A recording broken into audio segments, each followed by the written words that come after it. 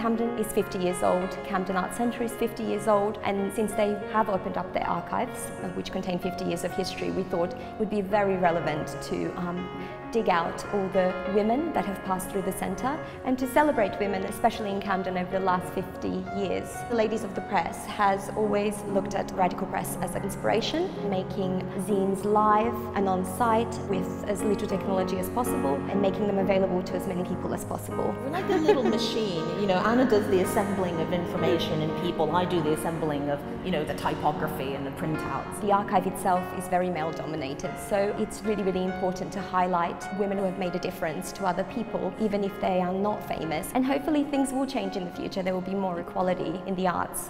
The Hospital Club have been hosting a series of films in celebration of Camden being 50 years old, and it seemed like an ideal opportunity to show the huge variety of locations that are available in the borough and the huge variety of films that have used Camden as a basis. I think it's terribly important that culture should be free, should be available, and as part of Camden's cultural outreach, I think it's absolutely brilliant. Really good job. It was lovely. As soon as I walked in, everyone was really friendly. Bean bags, comfy chairs, popcorn even, and to have so many movies made around this area, it's a real privilege to be here.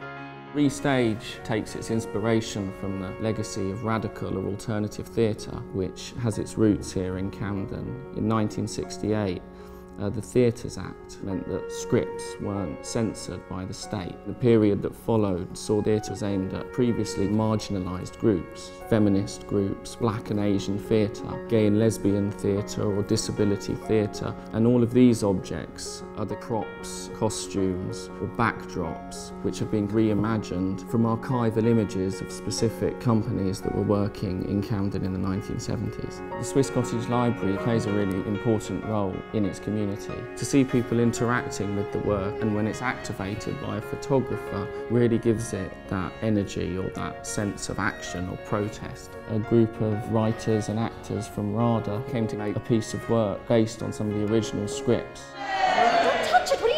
What are you doing? Daniel Kelly came to do some readings from Saffron Avenue. The strike was a success. Cindy Oswin came to do a lecture performance called On the Fringe, which ends up with her covered in spaghetti. This show was a complete sellout at the festival. Bernard Kops came to recite some poetry. My own private bomb, my Shalom bomb. Walking tours are the best way to explore the city. They encourage people to look at the borough and look at what they're seeing in a totally different light. We had a lovely crowd of people turn up. They were very interested in radical theatre, but also interested in Camden. We wanted to show people the way that the area had been transformed. And of course the reason that radical theatre originated in Camden was because there was lots of underrepresented social groups who were striving to say something and using theatre as their method of communicating with these communities. And our lively and interesting and worldwide renowned theatre in London owes those radical theatre people a huge legacy. There's a hidden history, that's what it sort of felt. I really appreciate the places I was shown today. So Camden Encounters is a series of meetings with people who live or work in Camden and who have memories that go back over the last 50 years. And the idea is that I'm trying to see whether the traces of the memory that have been described are somehow visible in the space. Collectively, it then forms a portrait of Camden seen through the eyes and the memories that are stuck to specific areas. With your phone, you could stand on that location and then hear the voice of somebody also standing in that location, describing something that happened in that location at a different time as well.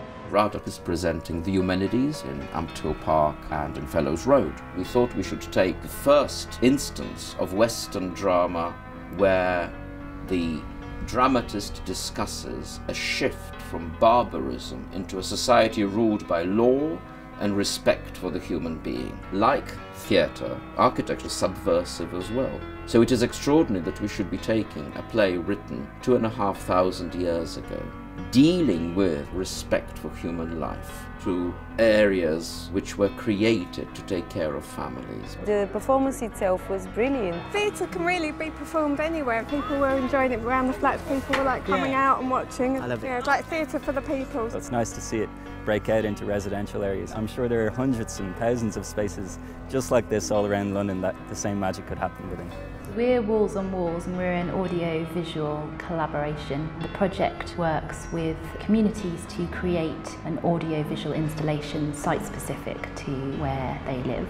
And the whole process is collaborative, so people all the way through are looking at old walls, taking inspiration from them and projecting that onto a new wall. It's a fairly innovative way of looking at the surroundings that we live in.